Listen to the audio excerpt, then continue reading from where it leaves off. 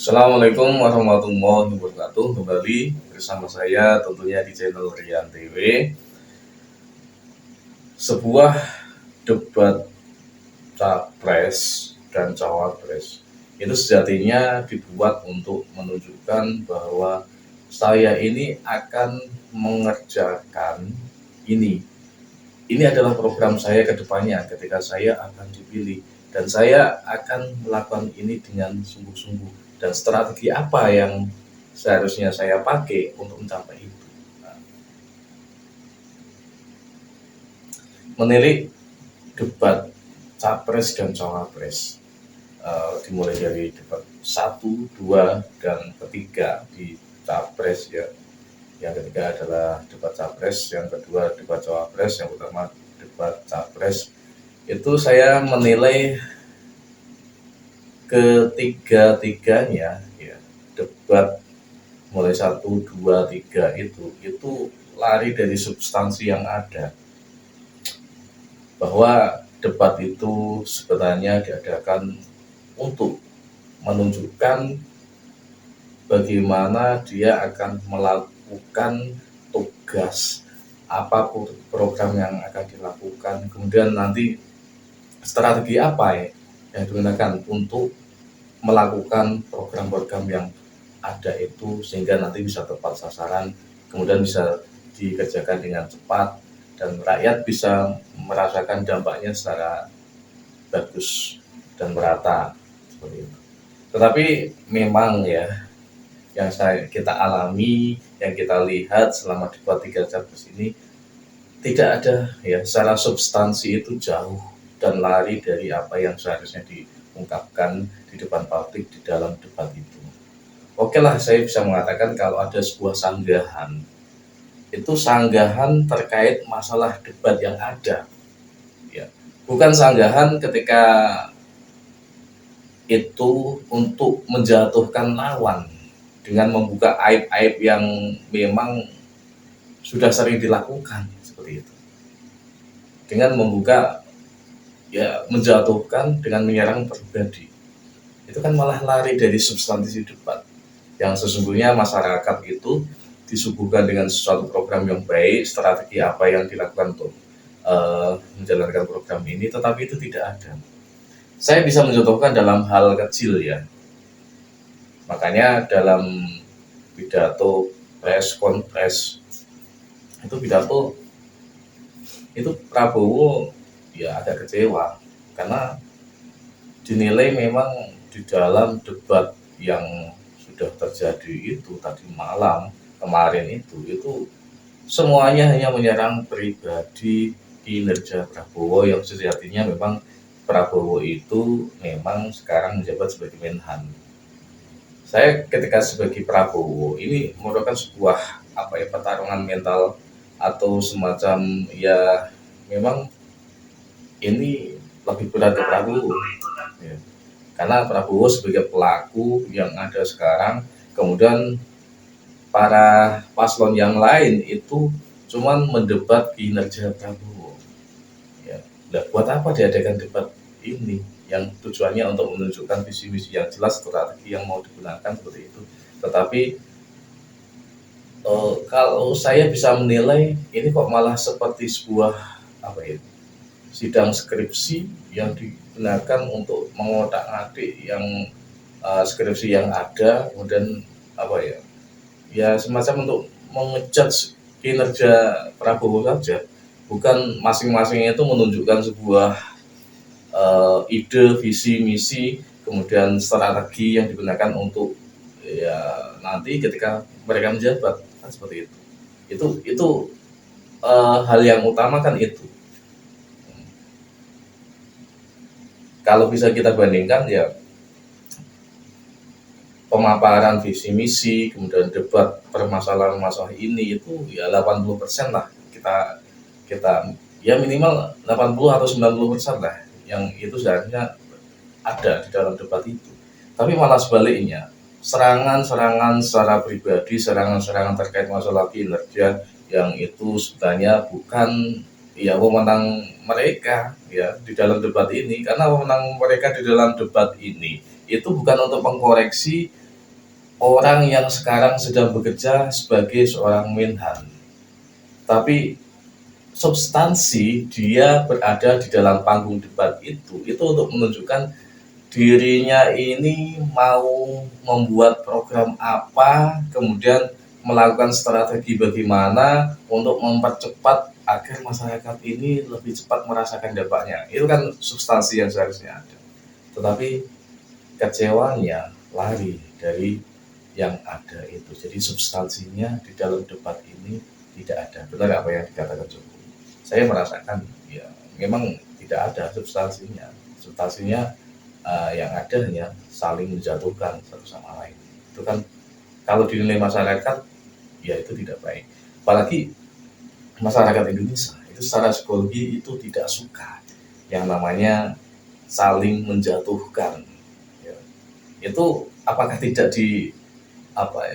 dirasakan, apakah tidak dipahami oleh paslon-paslon yang lain bahwa itu memang tidak disukai. Sebuah bukti nyata bahwa ketika Jokowi dihina-hina sampai ke ranah pribadi, sampai Bu Iriana, itu kenyataannya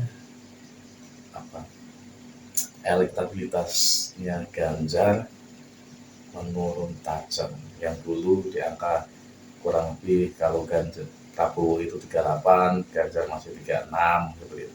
Tapi sekarang Prabowo di angka 46%, Ganjar cuma di angka 20%.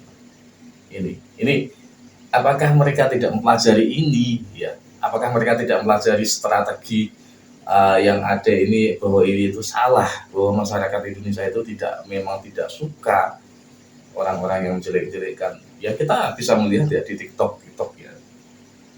Itu banyak sekali yang menyayangkan debat tadi malam, sampai menyayangkan kasihan kepada Pak Prabowo yang di debat seperti itu, yang mana kedua paslon ya 1 dan 3 ini apalagi suruh membuka data-data rahasia dari Kemenhan yang seharusnya itu tidak diungkap di publik. Bahkan dalam satu sesi yang namanya program ya yang ada di DPR itu kan pemaparan secara detail. Itu pun Prabowo menolak. Ada satu momen di mana Effendi Simbolon ya untuk membuka semua data, untuk membuka program yang ada, kemudian untuk membuka anggaran-anggaran yang ada itu. Tapi Prabowo menolak.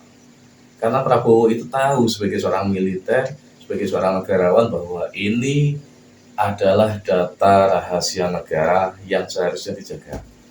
Bukan ya seperti kata Prabowo, tidak, ini rahasia negara, jangan sampai hanya untuk menaikkan elektabilitas, untuk menjatuhkan lawan yang memang mereka sebenarnya tahu kalau itu tidak bisa dijawab oleh Prabowo, makanya mereka menanyakan dengan tegas seperti itu, dan Prabowo memang tidak mau menjawab, akhirnya kelihatan bahwa Prabowo itu dalam debat itu kalah. Tapi masyarakat menilai lain, bahwa itu hanyalah sebuah jebakan, kan seperti itu.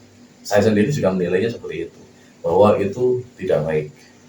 Rahasia negara terkait masalah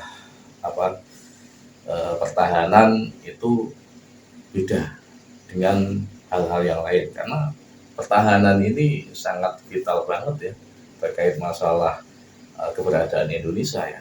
Kalau pertahanan Indonesia nanti jebol, ya udah negaranya dengan mudah sekali dijajah oleh negara lain ataupun diinvasi oleh negara lain, kan seperti itu.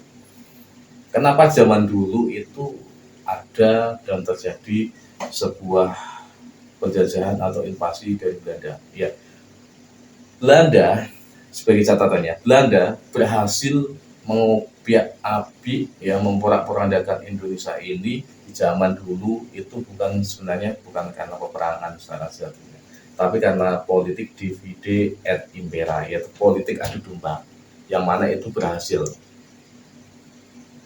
Politik adu domba gimana?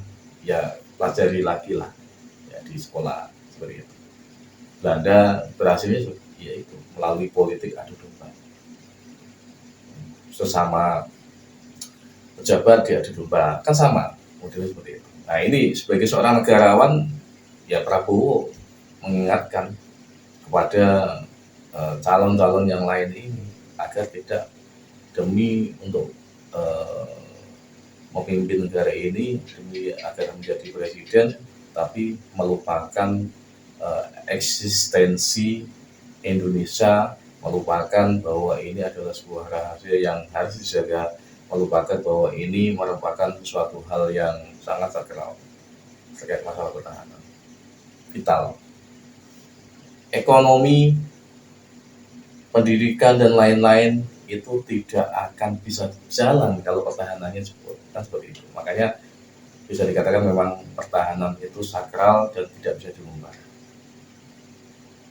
Prabowo juga mengatakan bahwa data-data yang sudah ada ini itu sudah dipaparkan di dalam lingkup yang semestinya memang sudah menerima atau semestinya itu bisa diajak debat atau diajak diskusi masalah ini. Ya. Itu pun saya mengkhawatirkan ya banyak kemungkinan ada orang pengkhianat karena dulu Indonesia itu bisa dijajah itu juga karena ada yang mengatakan itu ada londo ireng. Londo itu Belanda, ireng itu hitam. Jadi bisa dikatakan orang pribumi yang berkhianat kepada Belanda seperti itu. Apakah sekarang ada atau tidak? Saya pikir masih ada dengan kepentingan mereka masing-masing. Ya tidak hanya untuk Belanda, bisa untuk negara yang lain, mungkin Amerika, mungkin negara yang lain yang punya kepentingan dan dia mementingkan kepentingannya pribadi atau golongan mereka seperti itu. Ya itu sampai sekarang kemungkinan masih ada. Makanya betul kata Prabowo bahwa pertahanan itu sangat sakral dan tidak bisa diungkap. Ya, kalau mau minta data yang memang itu jawabannya sangat terperinci dan butuh memang sulit ya, rumit seperti itu ya tidak mungkin diungkap dalam 1 menit. Ya fair saja kan, itu tidak mungkin diungkap dalam 1 menit kan seperti itu. Jadi ya paslon-paslon yang lain, oke, kalau kalian ingin ya menjatuhkan, ini sudah lari dari substansi debat presiden dan presiden. Saya bisa mengatakan substansi debat calon presiden dan calon wakil presiden itu adalah mengungkapkan program diri ya, kemudian didebatkan dengan program-program yang lain seperti itu. Bukan program yang ada sekarang, kinerja Menhan sekarang itu dikoreksi, itu lari semuanya, lari dari substansi debat kan seperti itu. Ini mohon dipahami. Terima kasih dari saya. Assalamualaikum warahmatullahi wabarakatuh.